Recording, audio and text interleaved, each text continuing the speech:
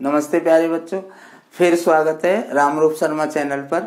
और मुझे आपकी बड़ी परवाह है, आप देख रहे होंगे। इसलिए परवाह है कि आपने बहुत मेहनत की है और मेरे साथ बने रहे हैं, तो मैं भी आपके साथ बना रहना चाहता हूँ। लाइक शेयर सब्सक्राइब जरूर करते रहें। सब्सक्राइब नहीं किया तो प्लीज़ प्लीज़ प्लीज़ ज़रूर सब्सक्राइब करें। शेयर तो बहुत बहुत बहुत ज़रूरी है। मैं चाहता हूँ एक स्टूडेंट अपने 1000 दोस्तों को शेयर करे। मैं कुछ क्वेश्चन जिन्हें मैं ये समझता हूँ कि ये क्वेश्चन एग्जाम में आने चाहिए या आएंगे, और मुझे पूरी उम्मीद है कि इनमें से 2-1 क्वेश्चन तो जरूर आएंगे। इस टाइप की मैंने बहुत सारी वीडियो डाली है, तो इन क्वेश्चंस को अभी जरूर करें। घबराएं बिल्कुल नहीं, आसान पेपर आना है। पैटर्न बहुत सारी चीजें मैं बता चुका हूँ। पहला क्वेश्चन मैंने 2-3 क्वेश्चन पहले कोऑर्डिनेट ज्योमेट्री से लिए, काफी स्कोरिंग टॉपिक है क्योंकि 3 क्वेश्चंस उसमें से आएंगे। पहला क्वेश्चन है, आपने देखा होगा जो 7.4 एक्सरसाइज है, 7.4 जो एक्सरसाइज, 7.3 जो एक्सरसाइज है लास्ट की, जो एरिया ऑफ ट्राइंगल से रिलेटेड है या कोलिनियर से रिलेटेड है, वहां से क्वेश्चन अक्सर आ जाता है। तो ये मैंने दिया है कि एक पॉइंट है, एक ये पॉइंट है, एक ये पॉइंट है और एक पॉइंट है, और तीनों पॉइंट कोलिनियर है। मतलब कहने का है कि area of triangle equal to 0 आप कर दीजिए, तो show that Pn is equal to Qn। जब आप इसे फॉर्मूले में रखेंगे और सॉल्व करेंगे तो फिर ये प्रूव अपने आप आ जाएगा, ये रिलेशन आ जाएगा सॉल्व करते करते। स्क्रीनशॉट लेना चाहें तो स्क्रीनशॉट ले लें।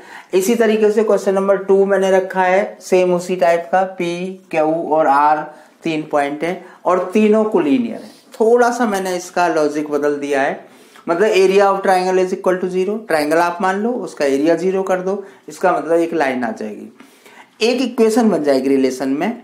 ए बी के रिलेशन में एक इक्वेशन बन जाएगी। और एक इक्वेशन क्वेश्चन ऑलरेडी दे रहा है कि a प्लस बी 1 के इक्वल है। 2 इक्वेशन बन जाएंगी। चैप्टर 3 आपको आता ही है, दोनों इक्वेशन से a और b की वैल्यू आप निकाल लेंगे।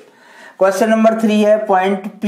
ये भी इंपॉर्टेंट क्वेश्चन है, ऑप्शनल एक्सरसाइज से क्वेश्चन है ये, ठीक है। ये क्वेश्चन कई बार आ भी चुका है। जो P पॉइंट है वो a और b को डिवाइड करता है, k रेशियो 1 में मान लो आप, ठीक है। P पॉइंट के कोऑर्डिनेट निकाल लो। P और पॉइंट के जो कोऑर्डिनेट आएंगे वो K की फॉर्म में आएंगे।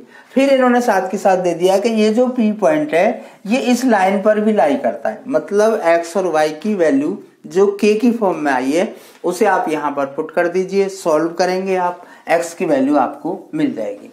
तो ये 3 क्वेश्चन मैंने रखे हैं कोऑर्डिनेट ज्योमेट्री से। काफी स्कोरिंग टॉपिक है, 3 क्वेश्चन आने ही आने। तो मुझे लगता है कि एक क्वेश्चन इनमें से आ जाना चाहिए, इससे इजी आएगा तो आप कर ही लेंगे। अब मैं आता हूं चैप्टर 8 पर, जहां पर मुझे 8.2 एक्सरसाइज से ये क्वेश्चन काफी इंपॉर्टेंट लगता है कि ABC जो है इंटीरियर एंगल्स है। 8.32 दोनों को कंबाइन करके आता है कई बार क्वेश्चन, वो इंटीरियर एंगल है ट्राइंगल के, तो आपको प्रूव ये करना है। बहुत सिंपल तरीका होता है इसे करने का कि a plus B plus C is equal to 180। तो अब देखिए, जैसे लेफ्ट साइड में आपको b प्लस सी रखना है, तो b plus C is equal to 180 minus A. दोनों साइड को 2 से डिवाइड कर दो, दोनों साइड में साइन ले लो, और ये आपका आसानी से प्रूव हो जाएगा। इस क्वेश्चन को बदलने का बहुत आसान तरीका है, इसी पर ही अडिगना रहे हैं आपको 10 में पूछा है तो दोनों साइड में 10 ले लीजिए, b को दूसरी साइड में पहुंचा दीजिए। बड़े इजीली आपके 2 और 3 मार्क्स का क्वेश्चन ये हो जाता है। अब मैं आता हूं क्वेश्चन नंबर 5 पर।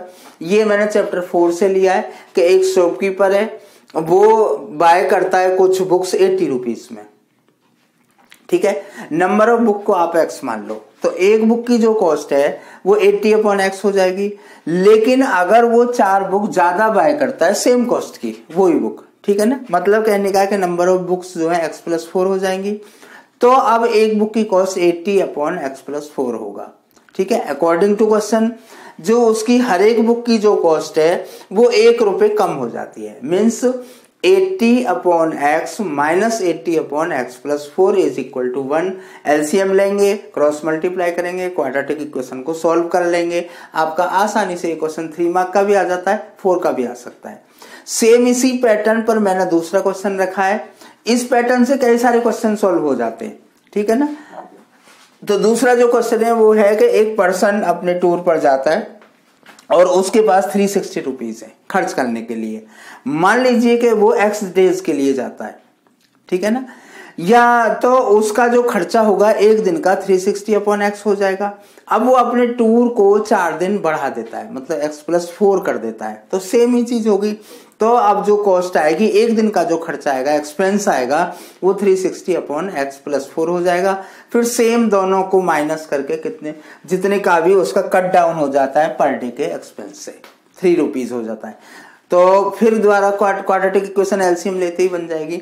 तो मुझे ऐसा लग रहा है कि इस टाइप का क्वेश्चन जरूर आएगा। ट्रेन वाला क्वेश्चन भी इसी तरीके से हो जाता है कि ट्रेन को इतने किलोमीटर जाना है, उसकी स्पीड इतनी है, स्पीड इतनी बढ़ जाती है या स्पीड इतनी कम हो जाती है, तो वो ट्रेन इतनी लेट पहुंचती है या ये ट्रेन इतनी जल्दी पहुंच जाती है, या ट्रेन के पहुंचने में डिफरेंस इतना हो जाता है। तो सभी का एक ही कॉन्सेप्ट है, क्वेश्चन जरूर होगा। ये कहना तो मैं कभी भी नहीं भूलता कि आपको पास होना है तो भी, अगर आपको ज्यादा नंबर लाने हैं तो भी, ये जो 3-4 टॉपिक है वो तो आप करते रहिए। फ्रस्टम हो गए, कंस्ट्रक्शन, प्रोबेबिलिटी, ठीक है ना। और थ्योरम तो मैं भूल ही गया, मैं फिर आपको याद दिला रहा हूं कि थ्योरम तो एक आएगी, रटी रटाई थ्योरम होती है, एज इट इज आप लिखेंगे तो मार्क्स आपको मिल जाएंगे। वीडियो को शेयर जरूर करिए, आगे मेरे साथ बने रहिए। मैं लाइव भी कल आ सकता हूं अगर आपकी कुछ प्रॉब्लम्स ऐसी आएंगी, कमेंट आएंगे तो। और all the very very best.